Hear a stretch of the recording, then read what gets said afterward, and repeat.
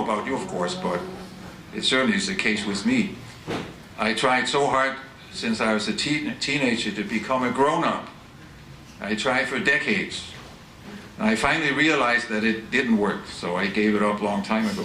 I have felt much better since. So if we think kids are so lovely, why shouldn't we give ourselves permission to be more like them?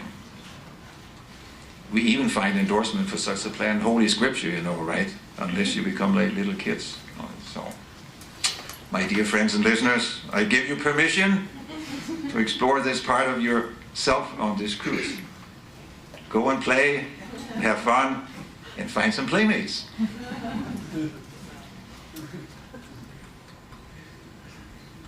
From all this, you may sense that new definitions of critical concepts are emerging. For example, true maturity begins with realizing how immature you are. True independence begins with realizing how dependent you are on others and not feel bad about it. True strength begins with realizing how vulnerable you are. As I've said, it's all ESTDs, as I call them, easier said than done. And now I'll just explain here at the end a little more about why that is so easier said than done.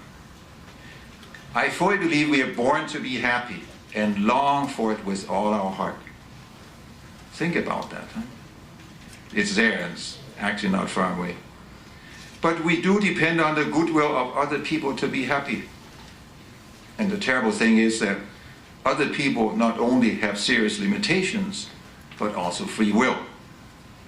So it is in their power to make choices that make us unhappy, sometimes deliberately, sometimes also unintentionally.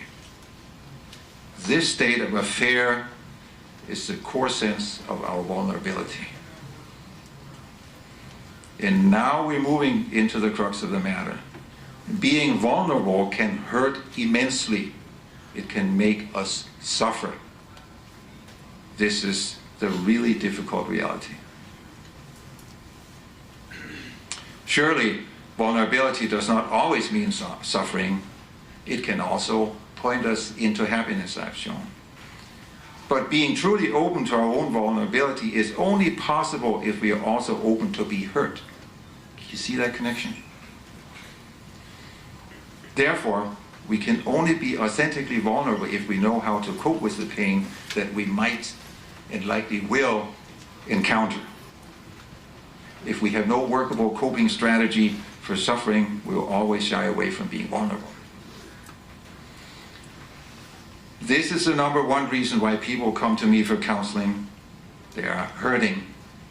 They have come close to or been plunged into a vulnerable state related to a variety of things, but typically has to do with abandonment, rejection, betrayal, and other heart-wrenching disappointments.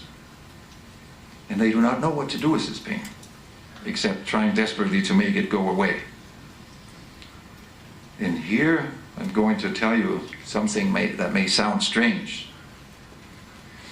The solution to mental pain is the opposite of what we all spontaneously want to do, and that is to enter into it, embrace it, feel it, and express it, sharing it with someone else.